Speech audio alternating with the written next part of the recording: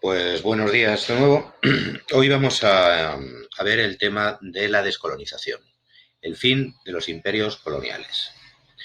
Bien, si nos acordamos de temas anteriores, durante el siglo XIX y hasta la mitad del siglo XX más o menos, fundamentalmente los países europeos, también Estados Unidos, se hacen con un enorme imperio colonial que incluye prácticamente toda África y una buena parte de Asia y de Oceanía, ¿no? Bien, estos imperios van a servir durante el siglo XIX y parte del XX para proveer a las metrópolis, recordemos el término metrópoli, que es el país que tiene colonias, pues de materias primas, de mercados cautivos, en fin, de todo esto, ¿no? Pero ¿qué ocurre? Que llega un momento en que estos territorios empiezan a independizarse de la metrópoli. Eso es lo que se llama la descolonización.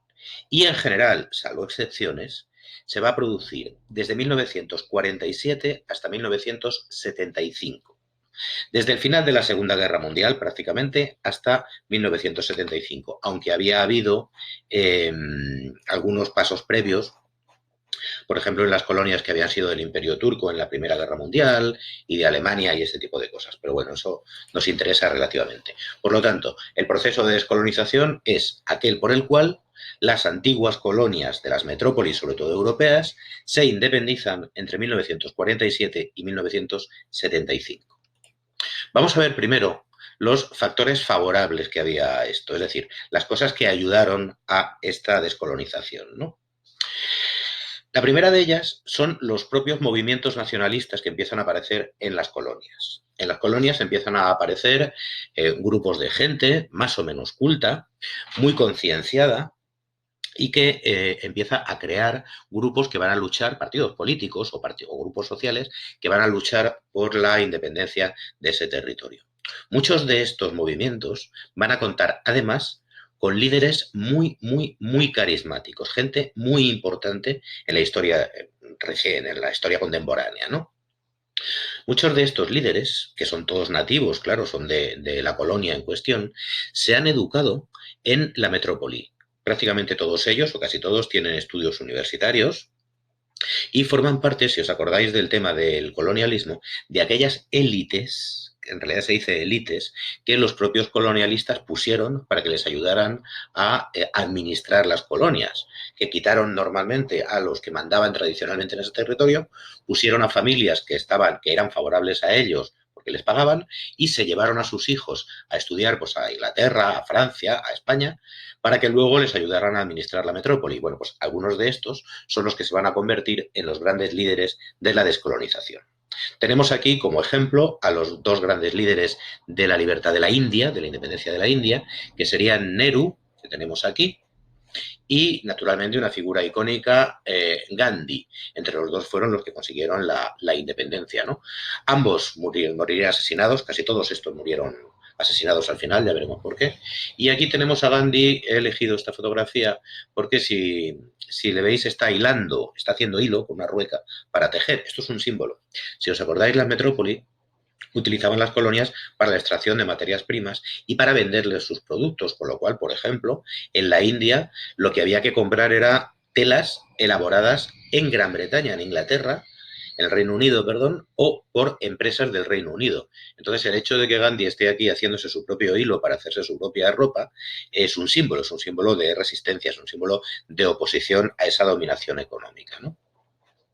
Bien, por parte de Vietnam, y el que se convirtió en un líder de toda Indochina, lo vimos en el tema de la Guerra Fría, tenemos a Ho Chi Minh, poeta, escritor, político, el padre de la independencia de Vietnam, hoy en día todavía venerado en Vietnam, está su mausoleo, donde está su tumba, donde pues, la gente va a visitarlo y tal, le llaman cariñosamente el tío Ho, un tío bastante querido, en Vietnam se ha convertido en una leyenda. Bien, otro político leyenda, Nasser. Jamal Abdel Nasser, militar, general, y el padre de la independencia de Egipto. Hoy en día todavía, en muchos sitios, yo recuerdo alguna conversación en el sur de Egipto con un conductor que decía que como Nasser no había habido ningún presidente, ¿no? Se ha convertido también en una leyenda. Este fue no es para menos tampoco, ¿no? Aparte de la independencia de Egipto, en la que estuvo relacionado, este fue el que construyó la presa de Asuán, con ayuda de los soviéticos, y el que nacionalizó el canal de Suez, por ejemplo. Se ha convertido en una figura legendaria, Nasser. Bien, menos conocido por el gran público, pero no menos importante, el líder de Indonesia. Indonesia es un territorio que nos queda muy atrás mano, son todas esas islas que hay pues, en el sudeste de Asia, ¿no?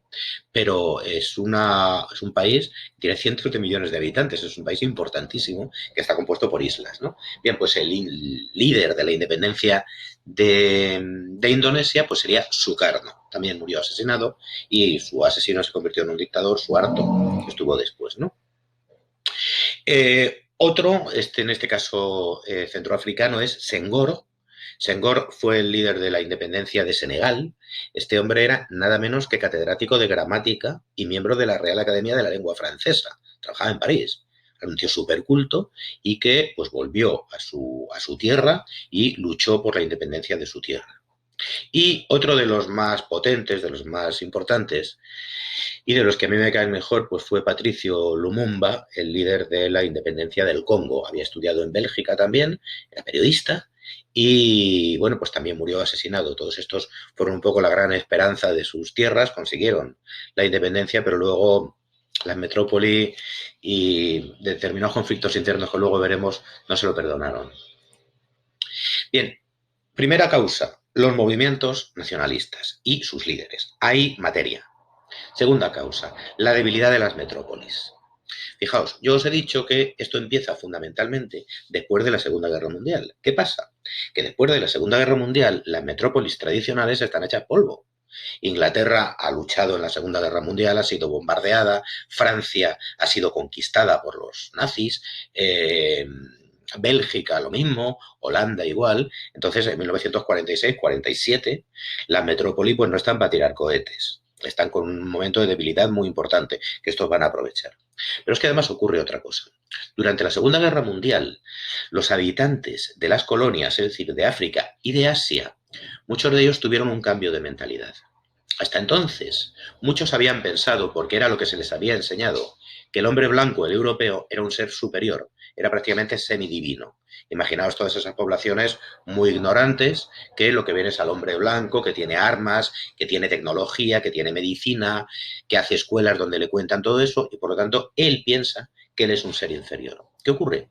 Que en la Segunda Guerra Mundial las cosas cambian. Por ejemplo, en Europa, muchos soldados de la India, de Indochina, de África, son reclutados para luchar contra los alemanes. Entonces, claro, para luchar por Francia o para luchar por Inglaterra. ¿Qué ocurre? Que ese señor va a llegar a Europa, le van a dar un fusil, le van a dar armas y va a matar alemanes. Y por lo tanto va a matar europeos, va a matar hombres blancos. Y a la vuelta va a ser consciente de que el hombre blanco, cuando lo disparas, sangra igual y que tú has derrotado, has participado en batallas donde has derrotado a hombres blancos, con lo cual el mito se cae bastante.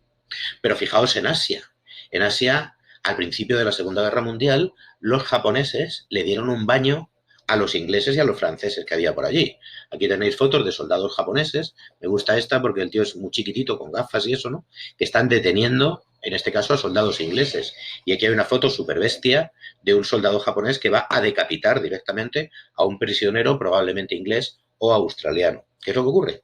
Que los asiáticos se dan cuenta de que ellos, por persona interpuesta, en este caso por los japoneses, son capaces, como asiáticos, de enfrentarse perfectamente a los europeos, ¿no? En este caso han sido los japoneses, pero claro, ellos se quitan de alguna manera el complejo. Con lo cual, fijaos, tenemos las metrópolis en un estado de debilidad y la gente de las colonias es lo que tiene el ruido de la calle. Voy a cerrar la ventana. Y la gente de las colonias que empieza a tomar conciencia de que son iguales que los europeos, ¿no? Aquí tenéis soldados franceses, por ejemplo, prisioneros, la élite del ejército francés, los paracaidistas, la gente más entrenada y más equipada, tras la batalla de Dien Bien Phu, que es la que se produjo en Vietnam y que sería el momento en que Francia pierde Vietnam. Esto lo vimos por lo de los conflictos de la Guerra Fría, ¿no? Claro, todo esto es un subidón de moral para la gente que quiere la independencia de sus países. Tercera gran causa, bueno, pues hay un contexto internacional bastante favorable a esto. Recordad, por un lado, que estamos ya en el momento de la Guerra Fría. Y por lo tanto, por ejemplo, a la Unión Soviética le viene muy bien que tanto Inglaterra como Francia, que son aliados de su enemigo, Estados Unidos, pues pierdan su colonia, porque eso es debilitar a Estados Unidos, a la OTAN, ¿no? Pero a la vez ve que esos países, si se independizan, van a necesitar ayuda internacional, van a necesitar créditos, van a necesitar de todo, y ahí la Unión Soviética pues puede meter un poquito también mano en África, en Asia, donde sea. Por lo tanto, fijaos, hay un conflicto, perdón, hay un sentimiento internacional bastante, un contexto bastante favorable, ¿no? Por ejemplo, Estados Unidos eh, va a darle la independencia a su única colonia, que era Filipinas.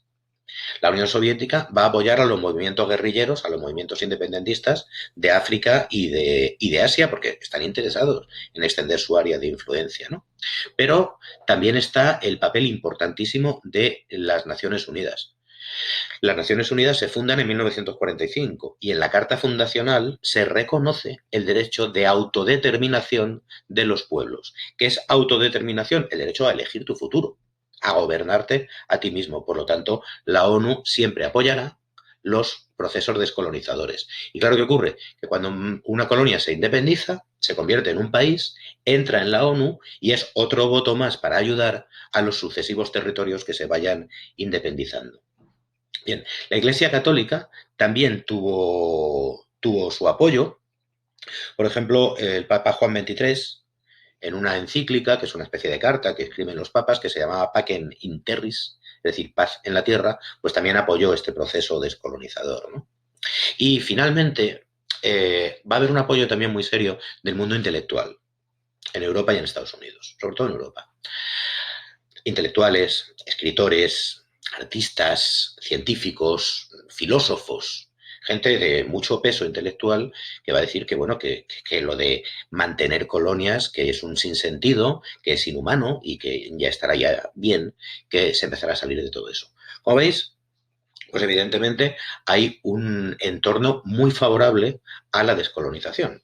¿Quiénes son los que en principio van a estar en contra de esa descolonización? Bueno, pues en principio las metrópolis, claro. Los gobiernos de Francia, de Inglaterra, de Bélgica, que dicen, es que voy a perder mucho. Y dentro de esos gobiernos, los grandes, grandes, grandísimos empresarios de Inglaterra, de Francia, de Bélgica, que son los que en realidad están ganando pasta con las colonias. Porque no nos engañemos, quien gana dinero con las colonias no es el país, no eres tú. Son las grandes empresas que explotan esos territorios coloniales, ¿no? Bien, ¿cómo se va a producir, por lo tanto, este proceso? Bueno, pues en general va a haber dos vías. Una, la más inteligente, que va a ser un proceso pactado. Y este proceso pactado lo va a llevar a cabo fundamentalmente el Reino Unido, Inglaterra. Inglaterra va a ser muy pragmática, va a decir, esto es un movimiento imparable, tarde o temprano se me van a ir.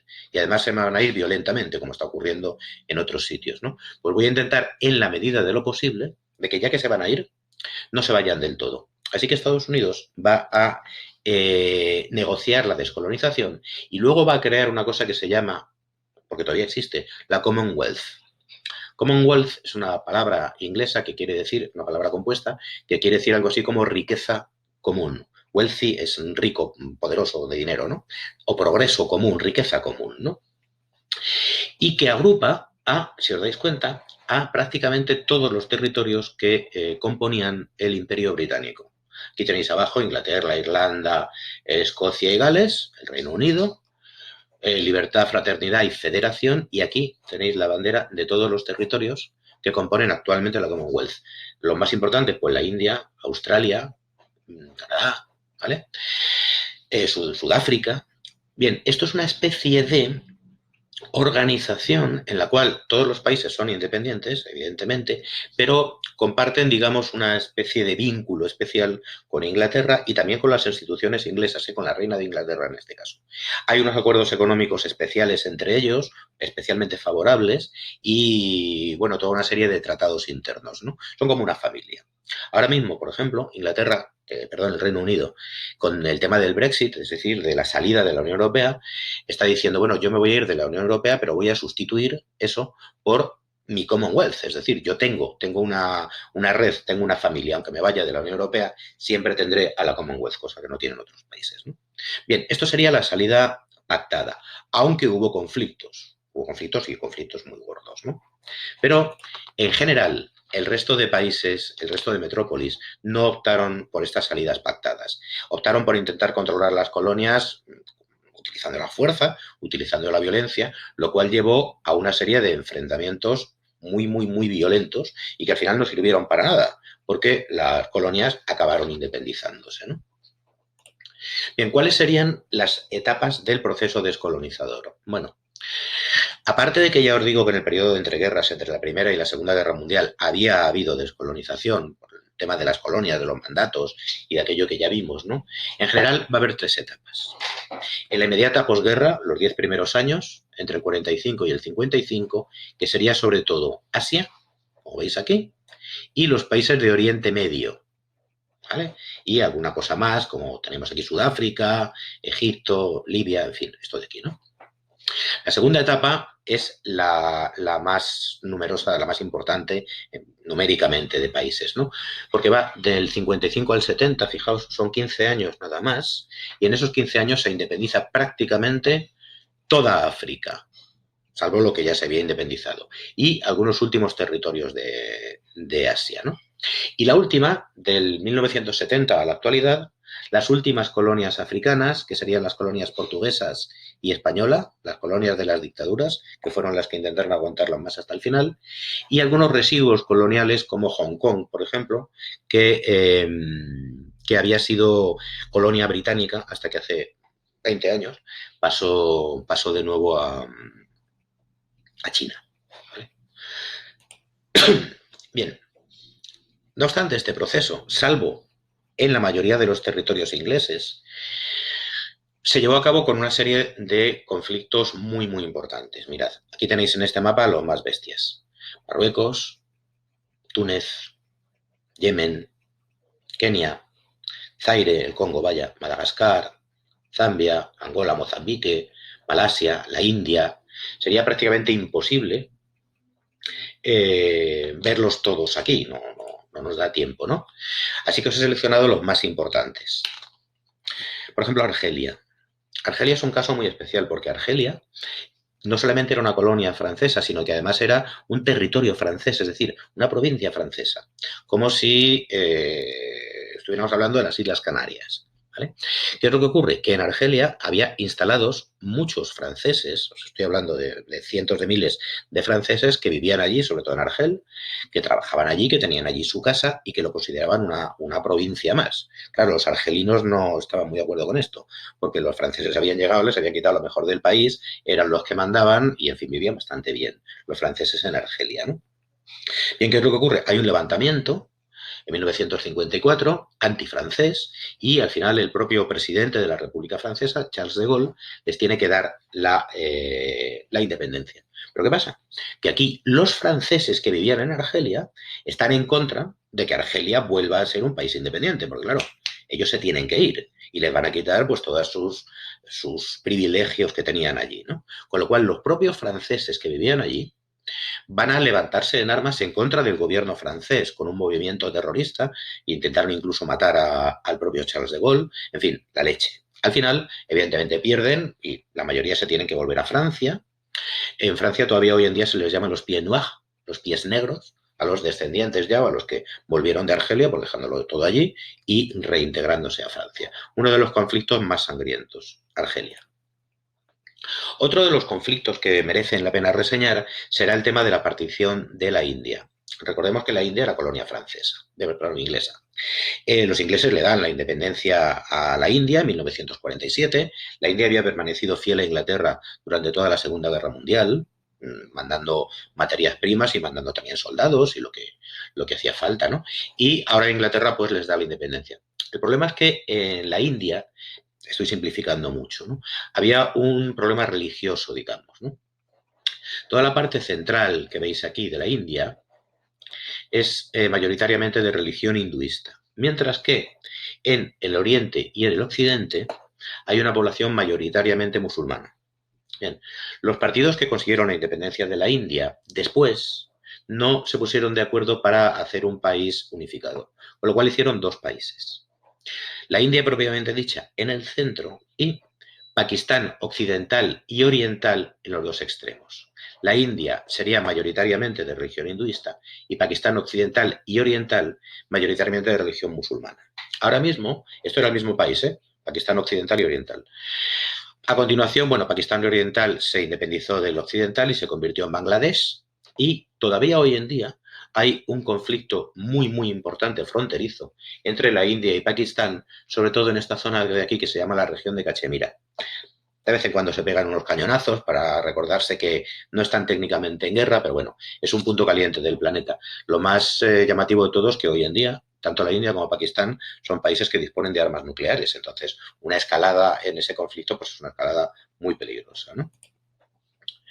Bien, otro de los puntos calientes de la descolonización y de lo que ocurre aquí es el conflicto, y ya os digo que voy demasiado, muy deprisa, ¿no? El conflicto palestino-israelí, ¿no? Bien, después de la Segunda Guerra Mundial, justo después de la Segunda Guerra Mundial, la situación en el territorio es este, ¿no? Esto es territorio ocupado por los palestinos, que son un pueblo semita, como los israelíes, como los judíos, de religión mayoritariamente musulmana, y aunque también hay cristianos y hay judíos, pero bueno, y que ocupaban estas tierras pues desde tiempos inmemoriales, ¿no? Salvo algunos asentamientos, como podéis ver aquí, que son asentamientos mayoritariamente judíos, mayoritariamente israelíes, ¿no? ¿Qué ocurre? Que después de la Segunda Guerra Mundial se busca de alguna manera compensar al pueblo judío por los sufrimientos que han tenido en el Holocausto. Ya había, y repito que estoy simplificando muchísimo, ya había un movimiento en Europa y sobre todo en Estados Unidos de los judíos que se llama sionismo, que lo que pedía era recuperar el territorio ancestral de Israel para el pueblo judío. Esto de aquí, esta zona, había sido el reino de Israel hace 2000 años, hasta que los romanos lo conquistaron, lo convirtieron en una provincia romana. Entonces, ahí los israelíes perdieron su reino, perdieron su país, digamos, y muchos de ellos pues se extendieron por todo el mundo, por toda Europa, luego por Estados Unidos, por Rusia, en fin, ¿no? Pero para ellos Israel, toda esta zona, siempre ha sido la tierra prometida por Dios a su pueblo, por lo tanto tiene un componente religioso brutal. Y además está la ciudad de Jerusalén. Jerusalén, que es ciudad santa para las tres religiones monoteístas más importantes del mundo. Para los judíos porque es donde estaba el templo y es la tierra prometida, ¿vale? Para los cristianos, porque es donde muere Jesucristo y luego resucita. Y para los musulmanes, porque desde Jerusalén, según su religión, Mahoma subió al cielo montado en un caballo blanco. Con lo cual, fijaos, esto es una cosa muy delicada, ¿no? ¿Qué ocurre? Que después de la Segunda Guerra Mundial, en el 47, la Organización de Naciones Unidas decide darles aproximadamente la mitad del territorio de Israel, de Palestina, digamos, a los israelíes, a los judíos. Con lo cual, aquí tenéis en verde lo que se queda en los palestinos, que eran los dueños de todo, y en naranja lo que se le da a Israel. A partir de este momento empieza un proceso por el cual el Estado de Israel va negando absolutamente todas y cada una de las resoluciones de la ONU y va creciendo, fijaos, los años 49 a 67, lo verde recordemos que eran los palestinos, a los cuales se les deja ya solo un trocito aquí, y la Franja de Gaza, que es uno de los sitios más infames del mundo, donde viven hacinados millones de personas, en unas condiciones lamentables, sin agua, sin electricidad, dependiendo de Israel, la leche, ¿vale? Y ya en 2010, fijaos en lo que se queda reducido el territorio palestino. ¿Por qué Israel es capaz de hacer estas cosas con cierta impunidad? Bueno, Israel cuenta siempre, siempre, siempre con el apoyo de Estados Unidos de América, que tiene un policía ahí en esa zona, un aliado que le viene muy bien para controlar el mundo árabe y las zonas del petróleo y todas estas cosas, aparte ya de más historias como la presión también de los empresarios judíos, israelíes, en la política estadounidense, ¿no? Ahora mismo, estos días, en plena pandemia, el gobierno israelí acaba de anunciar que se va a anexionar la Cisjordania, que es este territorio, que es otro de los poquitos que le quedan a los palestinos. Jerusalén hasta ahora, por mandato de la ONU, había sido una ciudad, bueno, hasta ahora no, hasta hace unos años, había sido una ciudad internacional, una ciudad abierta, no podía ser la capital de Israel, porque se supone que al ser una ciudad tan importante para estas tres religiones, pues estaba un poco entre todo el mundo, ¿no? Pero ya Israel ha anunciado que su capital, que actualmente es Tel Aviv, quiere que sea Jerusalén y de hecho Estados Unidos acaba de cambiar su embajada, que normalmente está en las capitales, desde Tel Aviv hasta Jerusalén, con lo cual el conflicto está absolutamente servido. Bien, otro de los puntos importantes que hay aquí en la descolonización, aunque obtuvo su independencia antes, va a ser Sudáfrica. Sudáfrica había sido una colonia inglesa. En un principio habían estado allí los Boers, si os acordáis, que eran una especie de colonos holandeses que tienen su propio idioma, el afrikáner, que luego lucharon contra los ingleses, al final fue una colonia inglesa. Y cuando se independizó con un sistema verdaderamente alucinante, que es el apartheid. Lo tenéis aquí escrito, apartheid. La mayoría de la población de Sudáfrica es negra, los que vivían allí, ¿no? Y una minoría, que además son los que tienen la pasta y las empresas y todo esto, pues eran blancos. ¿Qué ocurre? Que durante muchos años, hasta hace relativamente poco, el sistema que imperaba en Sudáfrica era el apartheid. Los negros por un lado y los blancos por otro. Quiero decir que hay servicios para blancos y servicios para negros, tiendas. Esta es una tienda para no blancos, os podéis imaginar, ¿no? Cómo eran unos y cómo eran otros. Y aquí tenéis, pues eso, la entrada de los servicios para blancos y para negros. Los mejores trabajos, los mejores colegios, las mejores universidades, bueno, eran simplemente para blancos, exclusivamente para blancos, los mejores hospitales, los mejores centros de salud, mientras que los negros tenían los peores barrios, los peores trabajos, evidentemente, y todo sancionado por la ley, ¿eh? Al final hubo un movimiento muy importante, encabezado por un señor que os sonará, que era Nelson Mandela, que se pasó la mayor parte de su vida en la cárcel por protestar contra este sistema y que finalmente consiguió acabar con este sistema democráticamente y convertirse en el primer presidente negro de Sudáfrica, afortunadamente. Bien, otros conflictos. Angola y Mozambique, por ejemplo. Angola y Mozambique eran colonias portuguesas y Portugal era una dictadura. El dictador de Portugal, contemporáneo de Franco, era Salazar. Y, bueno, pues evidentemente no quería darles la independencia a estos territorios porque había muchísimos intereses económicos de grandes empresarios portugueses. ¿Qué es lo que ocurre? Que tanto en Angola como en Mozambique va a saltar un movimiento antiportugués, un movimiento pro liberación y además un movimiento violento, a machetazos y a tiros. ¿Esto qué hará? Esto hará que Portugal tenga que mandar más soldados, soldaditos que saben que van ahí a pelearse en un sitio donde estos señores les pueden meter un machetazo por defender los intereses de los cuatro ricos que se están beneficiando en Portugal de mantener esa colonia, ¿no? Y esto al final va a provocar en el propio Portugal una revolución, la llamada Revolución de los Claveles, es alucinante. Hay alguna película por ahí si os interesa. Aquí veis los soldados portugueses, el propio ejército portugués, se levantó en armas contra el dictador, contra Salazar, con claveles en los fusiles y en los cañones de los tanques para demostrar a la población que no querían disparar, que realmente lo que querían era hacer una demostración de fuerza. Esto lo hicieron capitanes, sargentos, gente del ejército media baja y soldados, y al final el dictador cayó, tuvo que irse, y desde entonces Portugal es una democracia y Angola y Mozambique obtuvieron su independencia. Esto pasó en el 74. Ahí Franco estaba todavía en España y dijo, uff, lo que está pasando aquí al lado, a tener cuidadito, ¿no? Porque claro, España también tenía colonias. Teníamos Guinea Ecuatorial, donde al final España se fue y dejó puesto a un señor que ha seguido, Teodoro Obiang se llama, y que ha seguido gobernando él y sus hijos después durante muchísimo tiempo, ¿vale? Manteniendo prácticamente la misma estructura, y el Sáhara Occidental. El Sáhara Occidental era bastante importante por el tema de las minas de fosfatos y de los yacimientos de fosfatos que se sacaban de aquí, pero finalmente se le concedió la independencia ya al final del franquismo y de una manera muy chapucera, porque se cedió ante Marruecos y en menor medida ante Mauritania para que fuera Marruecos el que controlara, digamos, el que administrara el territorio del Sáhara mientras hacía un referéndum de autodeterminación que nunca se llegó a hacer, ¿no? Entonces Marruecos técnicamente ha invadido o ha controlado el Sáhara. ¿Y qué pasa con la población saharaui? Bueno, pues los que no quieren seguir o obedecer a Marruecos o estar bajo el control marroquí se han tenido que ir y viven en una serie de campos de refugiados por aquí en el desierto. Es alucinante porque esa gente, hasta que se produce la descolonización, eran ciudadanos españoles, tenían DNI español.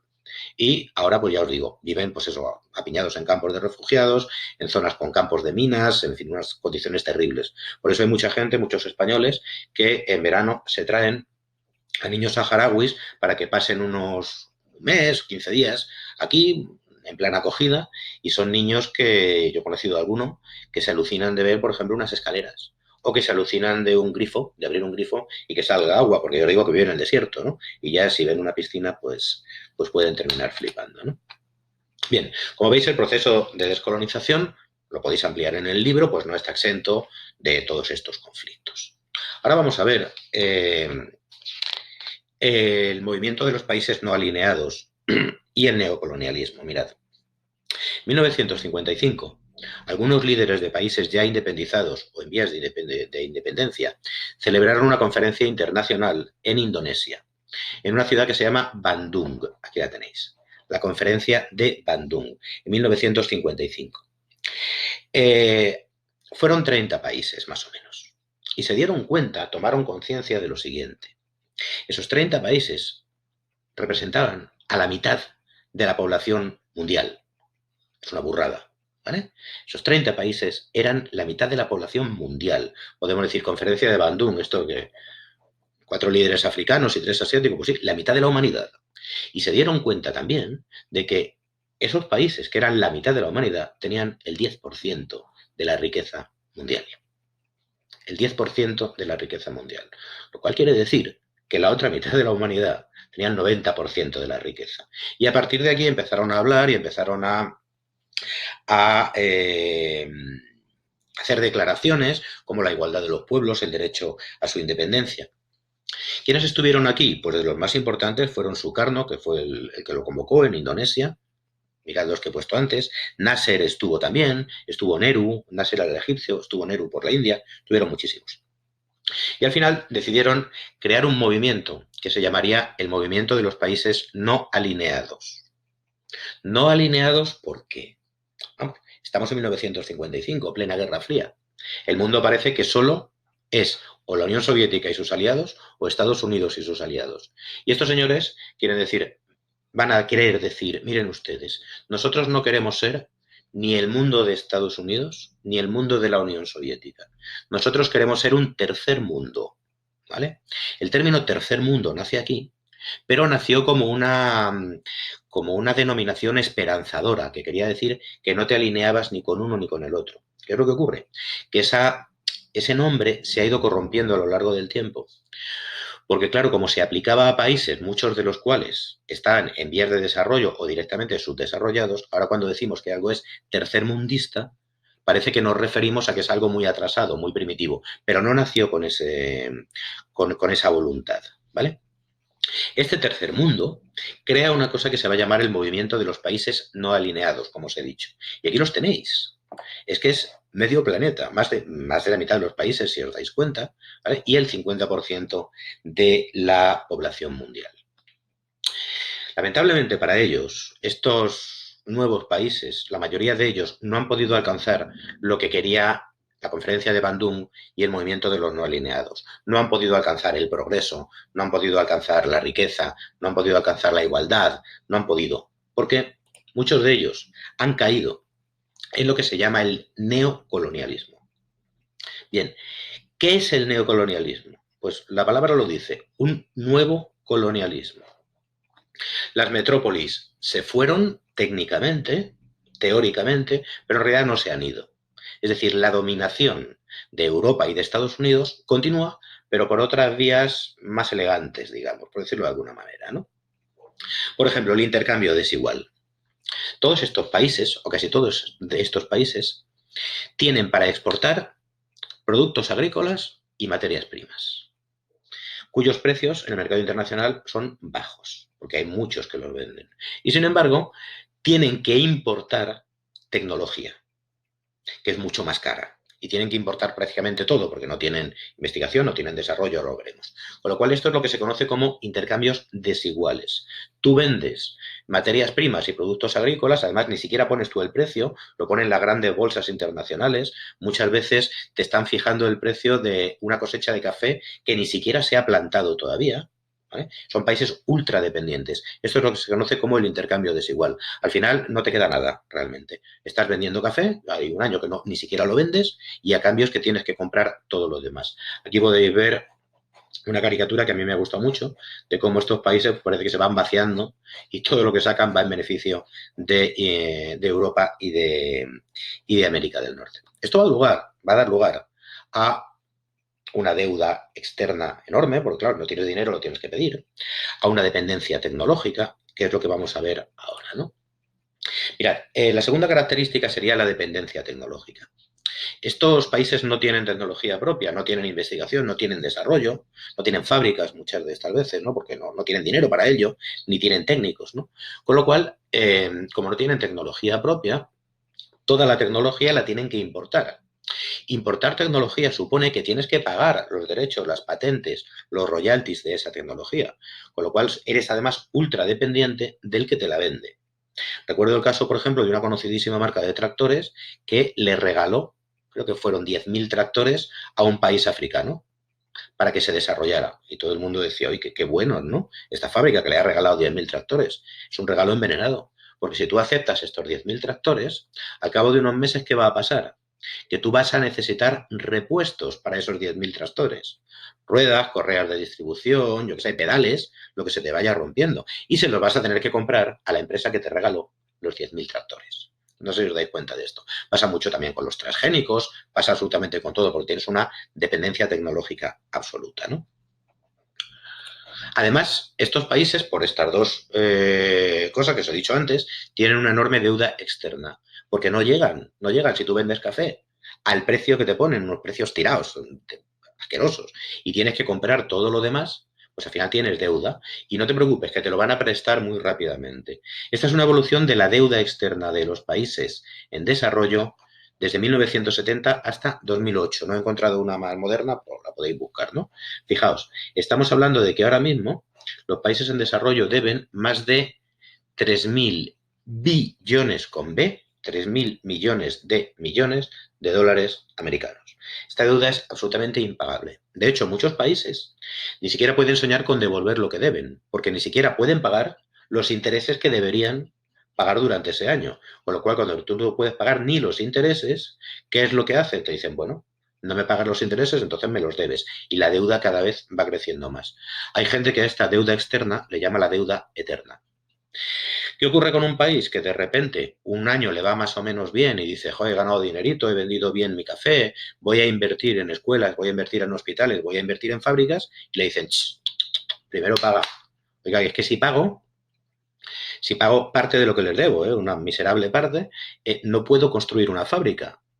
Claro, a mí no me interesa que construyas fábricas, porque así me vas a deber más, ¿no? Esto es el círculo de la pobreza, no se sale. Y finalmente, hay también injerencias en la política local. Si os dais cuenta, por ejemplo, el centro de África es muy rico en esmeraldas, es muy rico en oro, en platino, en uranio y, por ejemplo, en coltán. El coltán ya sabéis que es un mineral que se utiliza para los chips de los móviles, ¿no? Y que hay muy poco en el mundo. ¿Qué ocurre? Que, claro, grandes empresas europeas, por ejemplo, y americanas quieren hacerse con el control de esas minas, por ejemplo, de coltán. El problema es que el gobierno de ese país, supongamos el Congo, se lo está vendiendo a otra empresa. ¿Qué es lo que vas a hacer? Lo que hacen muchas veces determinadas grandes empresas es que aprovechan que en estos países hay mucha inestabilidad y hay mucho enfrentamiento entre grupos étnicos, porque si os acordáis, las fronteras en las colonias se hicieron fatal, y lo que hacen es lo siguiente. Yo me entero de que, por ejemplo, en el Congo hay un grupo étnico que está en contra del gobierno y que está a punto de empezar una guerra y le digo, oye, mira, ¿cuántos fusiles quieres? ¿Cuántos tanques quieres? ¿Cuántas bombas quieres? Yo te voy a dar a ti bombas, fusiles y ametralladoras para que tú acabes con el gobierno, pero con una condición. Cuando tú acabes con el gobierno y seas tú el que mandas, el coltán me lo vendes a mí y no al que se lo vendías antes. Multiplicad esto por diamantes, los que se llaman los diamantes de sangre, por oro, por uranio, por platino, y tendréis una de las claves de por qué en sitios como en África hay continuamente enfrentamientos tribales. Y ves estas tribus que dices, o estas etnias, que dicen, madre mía, pero si esta gente ¿de dónde? Si no tienen ni zapatos y sin embargo tienen armamento de última generación, tienen balas, tienen bombas, tienen granadas de mano. ¿Quién te ha dado eso o quién te ha vendido eso? Bien, esto es el neocolonialismo. ¿Y cuál es el resultado del neocolonialismo? Pues un círculo vicioso de pobreza, de dependencia económica, de deuda, de la que le resulta muy, muy, muy difícil salir, especialmente a los países africanos. Bien, espero que os haya resultado interesante y que estéis todos y todas muy bien. Gracias y hasta luego.